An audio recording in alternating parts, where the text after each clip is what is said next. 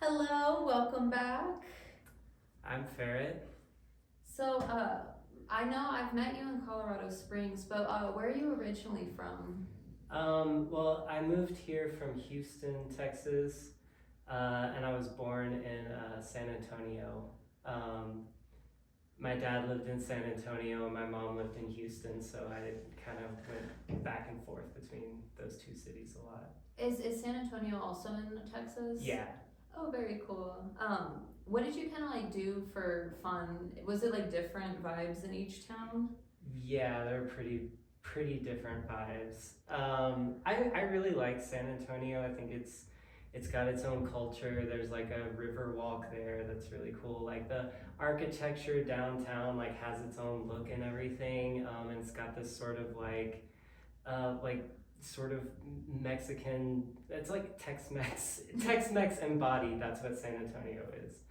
And it's yeah, it's got a really cool vibe.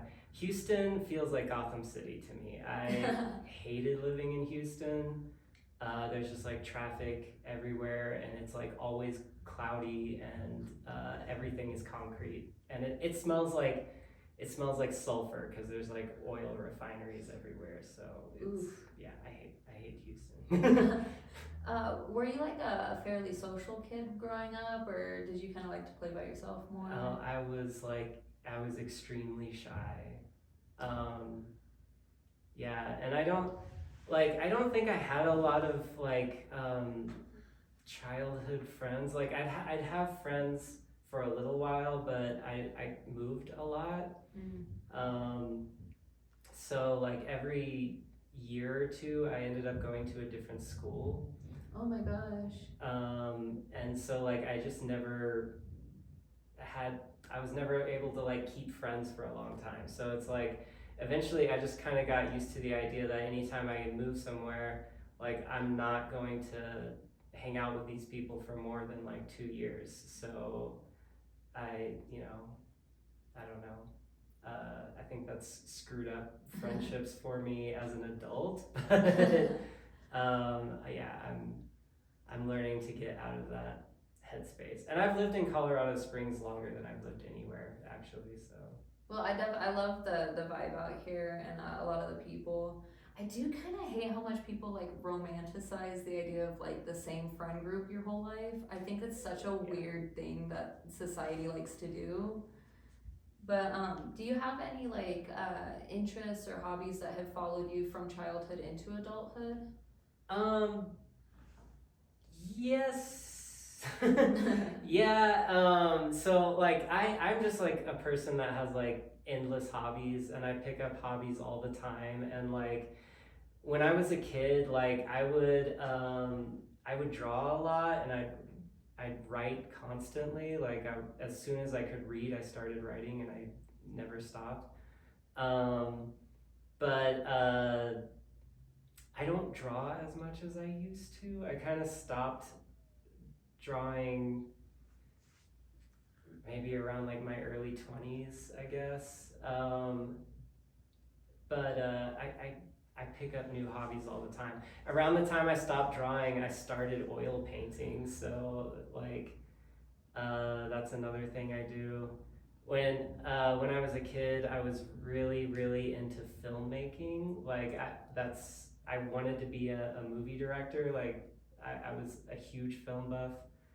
And then when I got into college and started actually like taking classes about film and stuff, I started losing interest and got way into music instead. So I hear that happens a lot. There's like a disenchantment that happens in film school. I've heard for a couple people. Yeah. Well, and it's also because like when I was a teenager, I was just like making movies with my friends, like Yeah. in our backyard or whatever. Um, and then when you get into film school, you realize you need like at least 20 people for every movie that you make. Like, because you've got to have like someone to hold the boom mic. You've got to have a cinematographer. You've got to have like an assistant director to like keep track of like inconsistencies and stuff. And like you just need to. There's so many people involved, and you need to get everybody on the same page. And it's Like herding kittens. exactly. It's like it's a lot of work, but at the same time, I was like in a band, and it was just the four of us, and we were like doing really cool shit. So I was like, I don't want to have to get 20 strangers behind me every single time I want to make a short film or something. I'm just gonna keep this band thing going. Was that the first band that you were involved with? Yeah, I was in a punk band called Savastra. It's Art Saves spelled backwards. Oh, that's awesome. But yeah, we kind of just started like as a garage band, but after like a couple of shows, we just started getting booked in like really big venues, and we ended up playing the House of Blues in Houston. That was so cool. And like yeah, everything was just sort of like taking off, and it felt really easy and like fun, and it never felt like work really. Like it was just I was playing music with my friends, and I was actually successful at it. So like I don't know, it was way more appealing to do that than to keep trying to make filmmaking happen. It almost seemed like the universe was like, nah, you gotta leave this music thing, like Exactly. go with the flow kind of thing. Do you feel like that particular band like taught you something like during that period of life? They taught me a lot, honestly. Like I was talking about being sort of like shy and introverted, and I think they're the ones that kind of got me out of that. Especially, I had a friend named Kat. He was the other guitar player in the band. I was the lead guitarist and singer, and Kat played rhythm guitar. But he's like one of the most eccentric, outgoing, crazy people that I know. And he saw something in me where he was like, you have to write all of our songs. You have to be the front man in this band. And I did not see that in myself. I would have actually pictured myself being like the rhythm guitarist in the background, but like Kat was very much like he's the one that pushed me up front and like gave me that space to actually like express myself. And yeah, if he hadn't pushed me to do that, I definitely wouldn't be doing any of this today. I think that's really awesome. I'm glad that you had like a friend like that was able to kind of like help you along the way, because I think that like your stage presence and personality is so strong and so inviting, and I feel like to not have leaned into that would have been absolutely robbing so many people of such cool art. I noticed on your Spotify the most recent release that was on there is Faerret Fantasy, the official video game soundtrack. And I have heard from a couple people in town about this video game. The fact that you've made one and like knowing all the coding and technicality that goes into it blows me away. But if you'd care to kind of walk through some of the themes of the game or where to find it. Yeah, so the game is called Faerret Fantasy, and you can play it for free at faerret.itch.io. It's like a 2D RPG. It's kind of like it's like a Super Nintendo like Final Fantasy. It's inspired. It's heavily inspired by Final Fantasy. That's like one of my favorite game series. So um, it's very much like that. Um, I it took me a little like a year and a half to like create it. I made the soundtrack before I made the game actually. That's so cool. So like I knew based on the music kind of like what kind of environments that I wanted and stuff like that. Um, and yeah, I based the game on the soundtrack rather than doing it the other way around.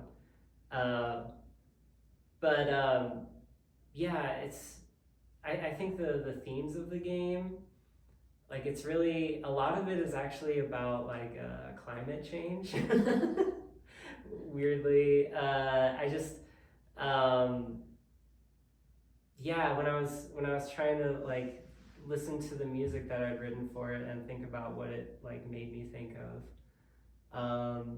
that was one thing was like the world has so many different like ecosystems and like these just drastically different environments and like um, I wanted a game that sort of like celebrates that and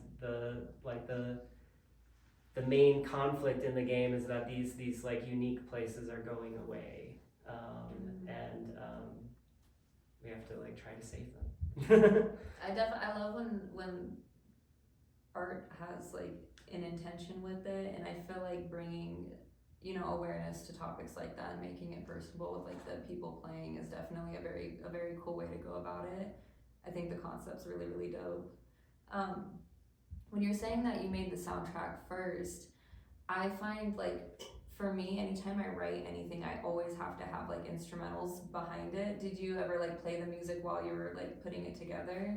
Definitely, yeah. Because it was sort of like my process was like to take the songs that I made and sort of like design a level around them where like it felt like fitting that like this would be the music playing here.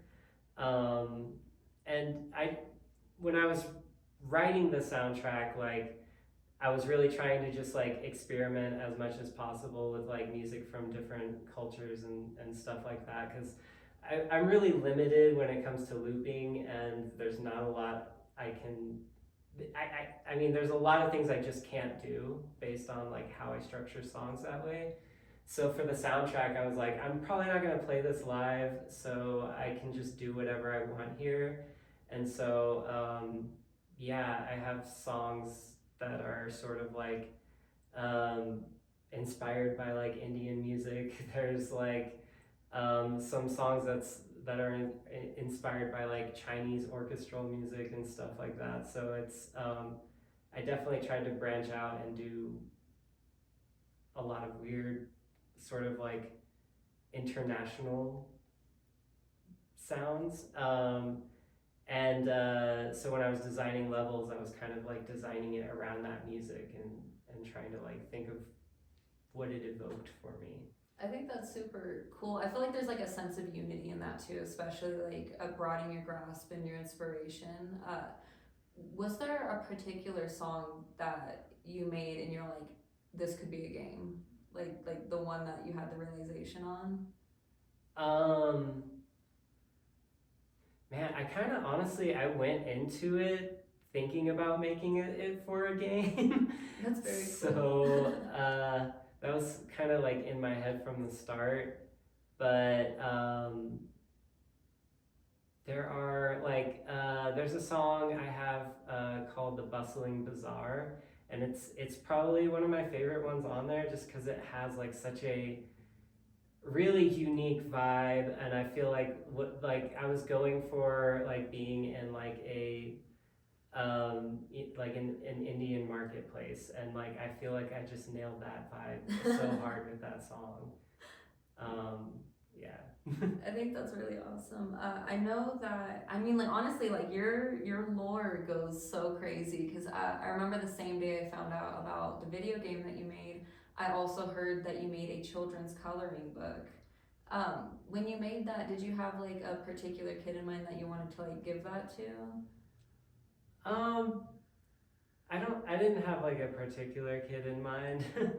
I'm always like trying to think of like things that I can give away at shows. And uh, I do have a lot of friends with kids. And also I teach kids, I teach music, and so I was just trying to think about like what would they actually like, you know, like what would actually be interesting. So I think I love coloring books personally, and I know I really did as a kid too. So Yeah, I still like absolutely. I mean, like I have a lot of like paintings and stuff, but I love coloring books, especially when I'm stressed out. There is something so like nostalgic and calming about it, you know? yeah. So hey, I mean they're for kids and adults, so Yeah, no, there's no. I think it's a very unique piece of merch and definitely not one that you see a lot. So I think that's definitely very cool. So the name Ferret, where did that come from? So when I was a teenager, people started calling me Ferret. Basically, I mean, for the lamest reason you could think of, I just had ferrets. And like, they are like one of my favorite animals, honestly, just because they're like, they have so much personality and they're so weird. Like, because like ferrets, like it's like all the best parts of having a dog and a cat, but like none of the bad parts of having a dog and a cat. Like they're so small, like they can't really make a huge mess. Um, and I don't know. I've always loved ferrets. Um, and when I was trying to think of like a stage name for myself, that was just like honestly, it's not even just a stage name. It's just what everyone calls me. So yeah, it was a no-brainer.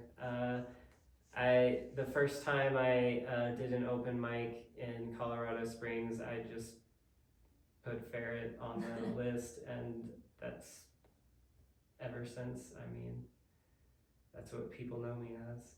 No, I feel like it's a very memorable name. It's also just like super unique and yeah, no, I do like the personality of ferrets because I feel like they're very like zippy and fun. Yeah, and I really relate to ferrets because they're so like they can either be super energetic and wild and all over the place, or they're just like incredibly chill. And they're like very, very independent too. Like, I could definitely see where that aligns with like your music style too, being yeah. very independent. Yeah, I have been in like a few bands and everything, but I do really like being solo and just having that control. Well, just seeing how much you put into your music as well, like I feel like it's very liberating to see someone with so much autonomy in their sound when you're up there. Like I think it's one of the coolest things. I know I've mentioned to you in passing, you were the first person I saw to use like a looper. My mind was literally blown. Like I did not know about this technology or anything. Awesome. Well, I think um, I started looping like just for fun, like over a decade ago, at least, like honestly, like 15 years ago, probably. Um, I never really thought about making it my whole act until I started playing solo. And I was just like, God, I miss the feeling of having a band behind me. Like, how do I get that feeling back without having to be in a band? And I really, I think I was inspired a lot by Reggie Watts. I'd seen him looping a bunch, and I mean, he does everything just with his vocals, but um, I was like, you know what, I can take that and do it with a guitar and a drum machine, and it just kind of became what it is now. No, I think it's incredibly cool. Like every time I see you on the list, I always get like super pumped. So, with your artistry, I've heard people kind of go like either or, sometimes even both ways with it. Do you feel like your artistic expression is like almost like I guess the two polar opposites I'd imagine is like the mask where it's like almost like you're like Slim Shady or like the part of you that you don't get to express every day, or do you feel like it's more like Wizard of Oz, like person behind the curtain, like the real you coming out? I feel like it is the real me. Um, Ideally, I want to be exactly the same off stage as I am on stage. Like, um, cause yeah, like I'm up there to express myself, and I feel like I take that into every aspect of my life now. Like, not even just in performing, but just you know communicating with people one on one or whatever. I try to just be as authentic as I can in all of those situations. So Yeah, I definitely feel like, especially your style of music and everything, it's very much not like anything I've heard before. Where it's like the authenticity is very very strong. Um, do you ever feel like creating is like more of a release for you, like filling your cup, or do you feel like it can kind of edge on being like more work? And how do you find balance in that? um, recently, a lot of it has felt a lot like work. Um, that's kind of how I know when something has to change. Because I mean, I've been in that situation a lot where, I mean, that's been my whole life is taking things I do for fun and like making them into work. But no, I want the fun to be like at the forefront of it. Like if I create something it could be a masterpiece, and if I didn't have any fun creating it, like it wouldn't be worth it. So, um, like lately, it has been really hard to write lyrics. Like I've been writing plenty of songs, but like the lyrics I really struggle with, and I think part of that is because like I'm pretty happy right now. Like I'm pretty content with a lot of things in my life, and I write the most when I'm like going through something. So I'm trying to sort of like find a way to write music that is more positive, to kind of reflect how I'm feeling right now. Just because like I've always written music that's like I'm like complaining about something. I feel like when I'm complaining, that's when I need to write. Oh, you know what? I do have a lot to complain about right now. Maybe not in my personal life, but just with the world in general. I feel like that. I feel that for sure. There's something to write there.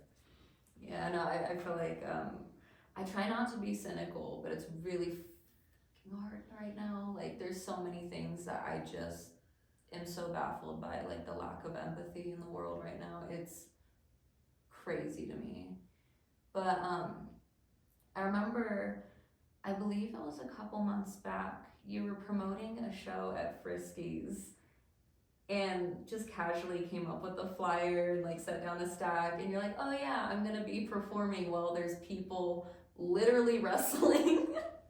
What was that like? Because the idea of it sounds like so crazy to me. It was really fun. My friend B Reeves, they run the Fun Wrestling and Entertainment company, and they put on wrestling shows all over the place. Honestly, like all over America, like not even just in Colorado.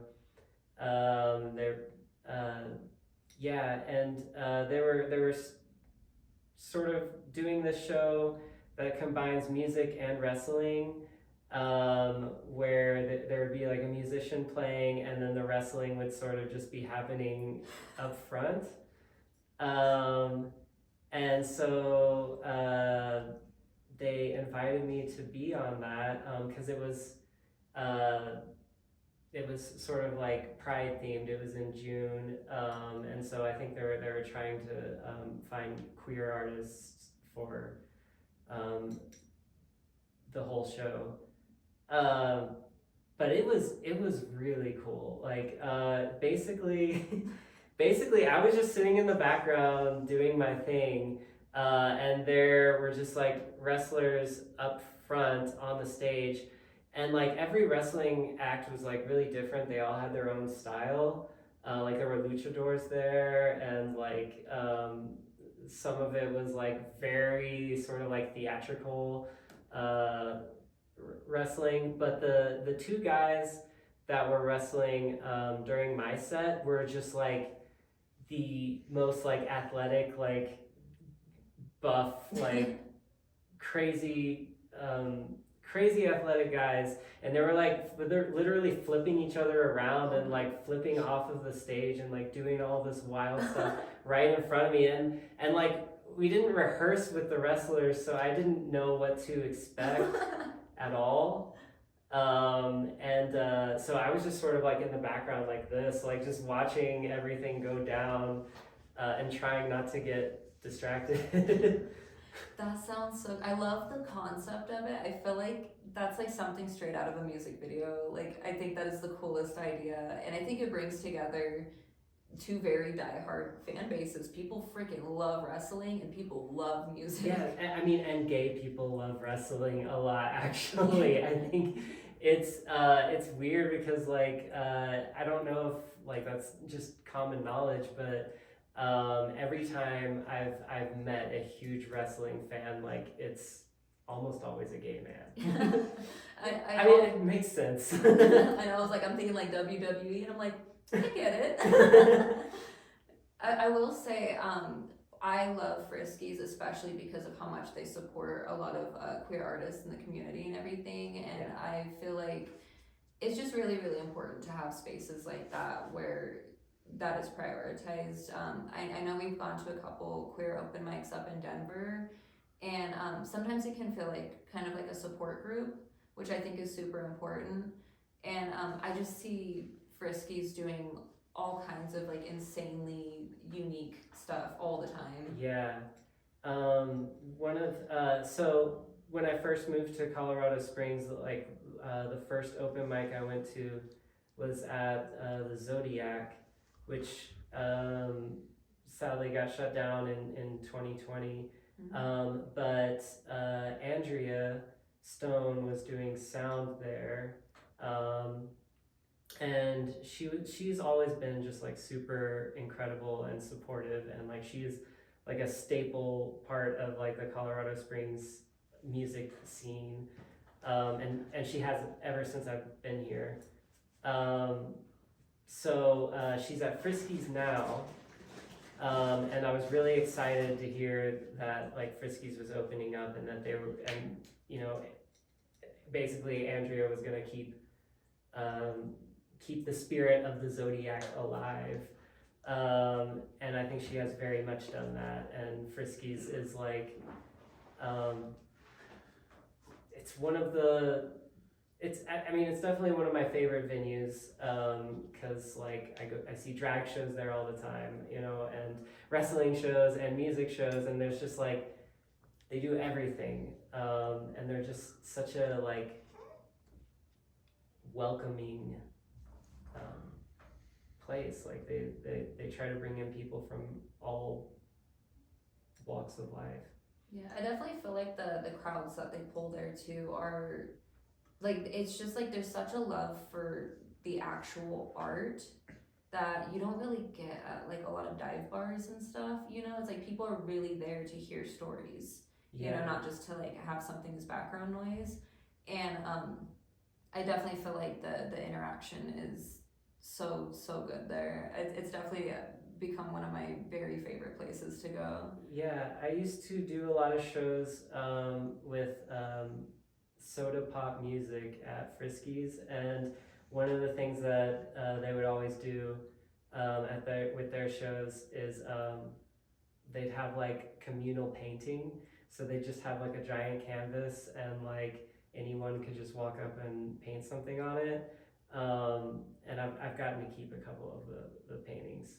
That is so cool. I haven't heard of someone doing that before. That sounds super awesome because I like interactive stuff. Yeah. You know, like even at drag shows, if they like, you know, tie in like bingo or like a raffle or things like that, it's always fun. But I love to paint. I feel like that's super cool. Yeah, and I've never seen anyone do that either. But like Friskies is like definitely the venue for that, because like they have just such a like open mind to trying new things there. Yeah, I love it a lot. Do you have a favorite place that like your music has been played, whether it's you playing or someone else playing it?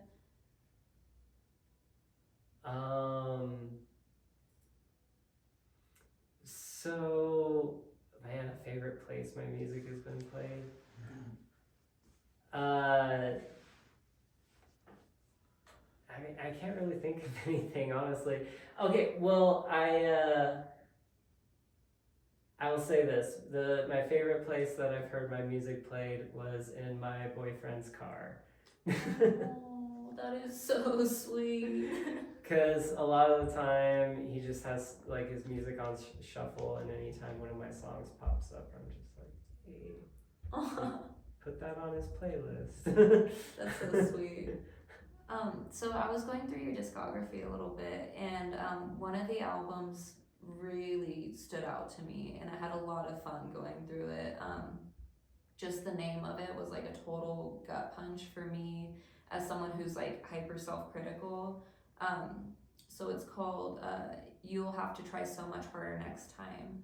And I was curious if that was a concept album, just because I did notice some themes with the threes in some of the titles.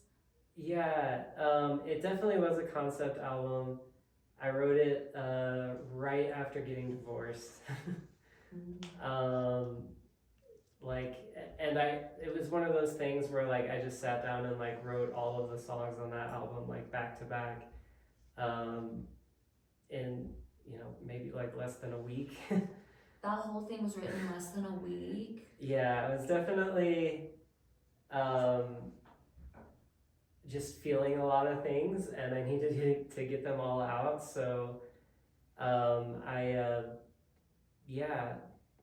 I just kind of locked myself up and wrote all of that. And that's why like throughout that album, like every song kind of leads right into the next one, because like I wrote them that way, just in that order. So that's how they show up. That is crazy. I just like to know that whole piece came together that quickly just absolutely blows me away, because I hear people could spend like months stuck on a project, but just like knowing that it was like flowing is really freaking cool. Yeah, it's definitely in the flow state then. That was an example of when it didn't feel like work. Yeah, just needed to come out. Yeah, exactly. And like the whole album is just about my ex-husband and us breaking up and what our relationship was like. And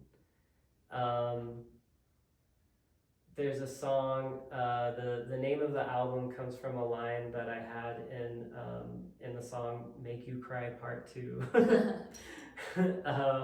But in that song there's a line where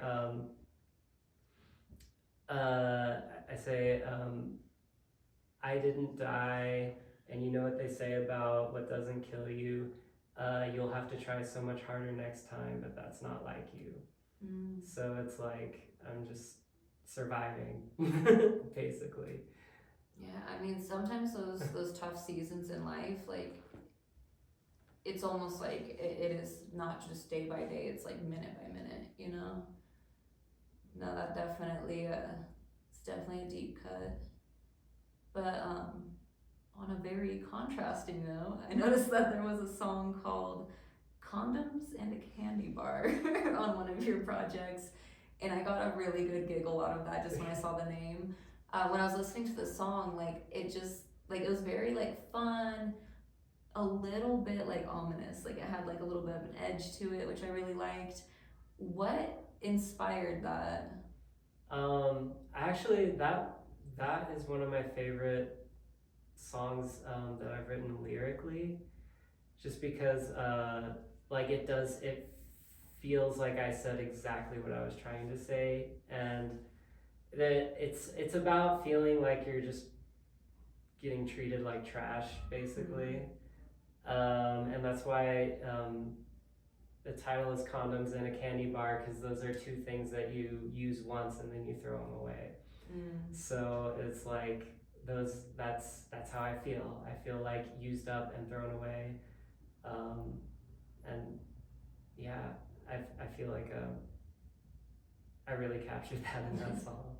Yeah, I definitely I felt a little bit of like the mood for sure. I was like definitely wrapped up in it when I was listening to it. I was like, damn, I was like, this is such a cool song. Thank you. So I know that you're in a bit of like a collaborative project with Jazz on My Face. So how and when did that kind of come together? My boyfriend is a piano player, and uh, I was just making music with him for fun. But then our friend Bex kind of proposed that we start a comedy band, because she was writing a lot of parody songs and stuff like that. So yeah, we were on board with it, and yeah, we've already like, man, when did we start actually playing as a band? I think sometime in the spring. This year? Yeah. Oh my gosh, that's wait. So I think I saw because I saw Bex perform at Bar K, and I think she was shouting it out. I had no idea how recent that was. Yeah.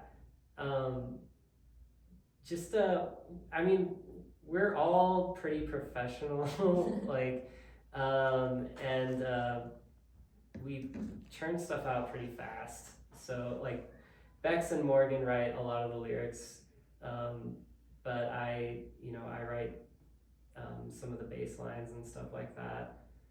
Um, so we've been doing shows like since this summer.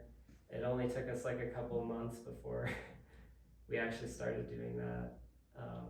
That's really cool. So in what ways do you feel like Jazz on My Face and like your independent work differ? They differ a lot. So Jazz on My Face is like a comedy parody band, and a lot of my stuff is a little more serious, I guess. And I usually, like, honestly, like when I write my solo songs, they're almost always like sad, but with like a happy dance beat behind it. Um, but with Jazz on My Face, like I really wanted to be a part of a band where I'm not at the front, because every time I'm in a band, like I always end up getting like that frontman position. I'm not like seeking it out. People are just sort of like putting me in that position. They're like, we have a spotlight. Yeah. Gotcha. But I like being in a band where I can just sort of like sit back and like play bass or guitar or whatever. Do you feel like the rhythms feel different in that project versus your own, like when you're playing bass? Yeah, since I don't have to loop it, I go a little bit crazier on the bass sometimes with Jazz on My Face. Because yeah, one thing I'm always like sort of nervous about when I'm looping bass lines is like I have one chance to get it right, and then it's gonna like play that way for the whole song. So like I try to write stuff where I feel like I'm not gonna screw it up. But with Jazz on my face, I get to, you know, take some more chances, and if I do screw up, it doesn't matter because like I don't have to loop it, so I can just play it better the next 8 measures or whatever. I think that's kind of like interesting contrast too, because I wouldn't have thought about the looping aspect of it kind of being like you gotta be quick and everything. So I could see that being a lot of fun. Do you have any pets? I don't have any pets right now, but I have had pet ferrets forever. um, yeah, my last ferret, her name was Meryl. I named her after Meryl Streep. And she was very like, she's the most like neurotic ferret I've ever had. Like, most of the time, ferrets will try to like steal your stuff and hide it, and like, she was like, I could just let her free roam around the house and trust her not to like hide all my stuff or like try to get into anything. Like she was you know, pretty self-sufficient. I think that's really awesome because I do like I know earlier you were saying how like some ferrets are really chill and some are really crazy. Every single one that I've met has been like one of the zippy ones that like won't sit still. So like picturing one that's just like kind of chill. No, yeah, Meryl was super chill. Like anytime, and she was like really cool with people too. Like she let people hold her, and yeah, she was just really really nice, and yeah, that's one of the reasons I haven't gotten another ferret since, because I was like, oh my god, she was like the best pet that anyone could ever have. So yeah, she was set the bar really really high. yeah.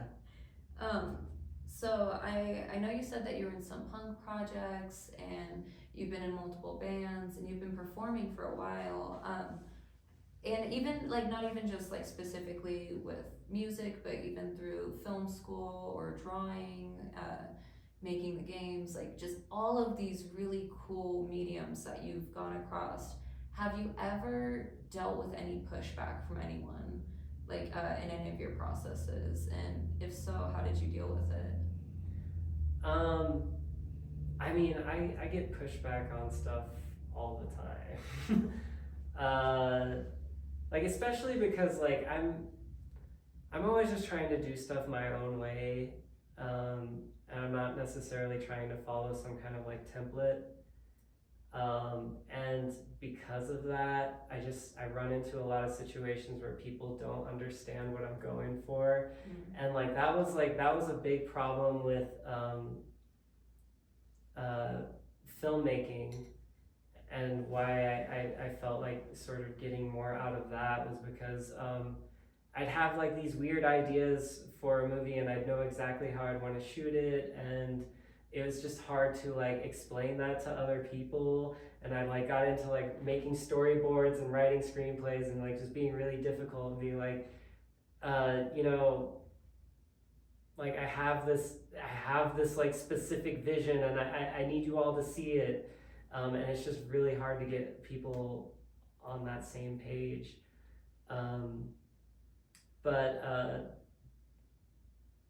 yeah, so I mean I've had a lot of sort of people being like not really getting my vision and not really getting what I'm trying to create and thinking that I'm trying to do something else, and like because of that I get a lot of pushback, and especially like right now, when it comes to like booking shows as a solo artist, it feels very different from like trying to book stuff as a band.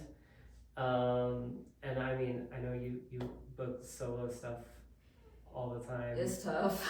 Yeah, it's like people are expecting like a really specific thing. Oh my gosh, all the time. I get put in boxes that I don't even know about until they're announcing me. Yeah, I know, like that. I know exactly that feeling. And whenever I tell people I'm a solo act and I play guitar, they're picturing me like with an acoustic guitar, like doing that stuff, and it's really hard to explain to people. It's like, no, like I do something that nobody else does, so I can't really give you any examples. Like, here's my playlist of things I've done if you want to actually know.